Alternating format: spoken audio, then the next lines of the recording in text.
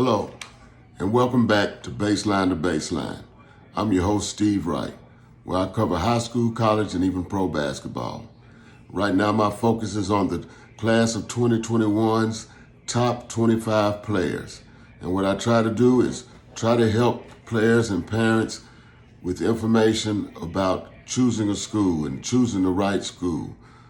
The impetus for this show was to help kids because I would see kids pick schools that I didn't think, and I know I don't have the right, but I didn't think that the program and the coaching style would fit that kid. So I got so frustrated I decided to do this.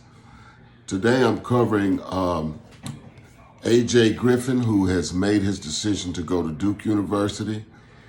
He is a 6'6", looks 6'6", 6'7", small forward, very athletic. He is a super athlete.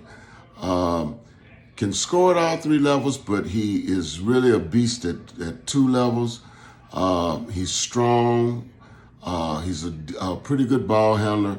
He can get to his spots on the floor to get his shot off, but as physically mature as he is right now, he still has a high ceiling. I see him getting a lot better. He's got a good wrist when he shoots the ball. Got good rotation on his shot, but his shot mechanics need to change a little bit. From the film I've studied on him, looks like he's kind of shooting from the chin or the front of his face, and he needs to change that mechanic a little bit. But he's got a great wrist, and I really think he has a lot of potential. At Duke, he'll be slashing small forward, shooting guard. In a game with small ball, he can easily play some four with small ball, but he's got a bright future ahead of him. I don't know what his injuries were. I heard he had some injuries, but he looked good in the times that I saw him play. But I think that he will be a great fit at Duke. He gives you that Zion Williamson type of athlete, but he reminds me of a more polished version of a Jimmy Butler, especially at this stage. And I think he'll be better than Jimmy Butler.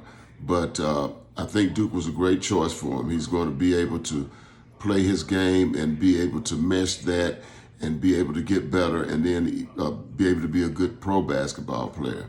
So I think that was a good choice for him. The next player on my list is Caleb Houstan. I hope I'm saying his name right, but I'll say Caleb Houstan. He's a 6'7" small forward. He's coming out of Mount Verde Academy in Florida. He is a great spot-up shooter. He's great at catch and shoot. He's a good athlete, puts it on the floor pretty good to drive to the hole. I would like to see more as far as creating space, getting your shot off, being able to get your shot off. And I think one reason I haven't seen a lot of that is he's with a loaded program in Mount Verde. So he's Mount Verde, however they say it.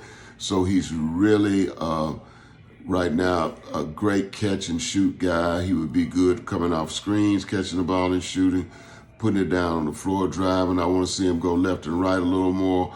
Got a lot of potential. He reminds me a little bit of Allen Houston, and I think that, and I mean not because of the name, but because of his game. He's very smooth. He's athletic. I think he's got Arizona he's high on, and Duke he's high on, Gonzaga he's high on, and Oregon he's high on. If I look here, those are the four that they have listed for him as being high on. And you never know, but of those four schools, they're pretty good. You have to look, if you're in his situation, and I think Arizona would be a good school for him, but is Arizona going to be hit with probation? They've already punished the assistant coach. The assistant coach is always the fall guy. But you have to look, because they had so much on Arizona that I was surprised that they were still able to roll on. And I don't fault the coach for doing what he did. The kids need to be paid. So I don't fault the coach. I don't fault any coach if he's paying a kid. Nothing to do with me. Nothing to do with me. These kids need to be paid. Making all this money for these schools, they need to be paid. But that's the thing he needs to look at is, are they going to be on probation? He's got Oregon, would be a good school. Gonzaga would be a good school. You have to look at Gonzaga and how they're recruiting, and they're recruiting really well right now, and they're recruiting really well at his position. But with the impetus to leave early, you never know it's going to fall in. So that's another good thing that he should look at when choosing a school like Gonzaga. Then I look at, he's got Duke on there, and you have another thing you have to look at, who's going to be going there and playing time. But if Arizona is cleared, I think that would be a good school for him. And it's not that I'm high on coaches, I'm just high on how I think the kid would fit in. And I think that in his case, that would be a good school. He can also look at some other schools on his list that he might fit, like a Villanova or even a Virginia. I don't like the way Virginia plays, but Bennett's a hell of a coach. But those are the other things he can look at. Michigan, another Georgetown, schools that will need his position. Georgetown and Michigan will need his position. But anyway, he is trying to keep you out of the transfer portal, out of being crippled. This is me wanting the best for you and for your families.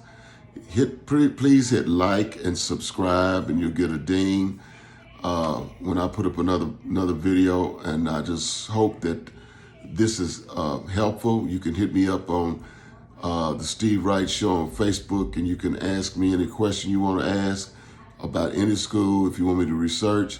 If you see this and I'm covering the top 25 and you want me to look at you wherever you are, I will look at you play and give you an opinion, an honest evaluation. But I'm just here and want to help you, and see you next time. Thanks.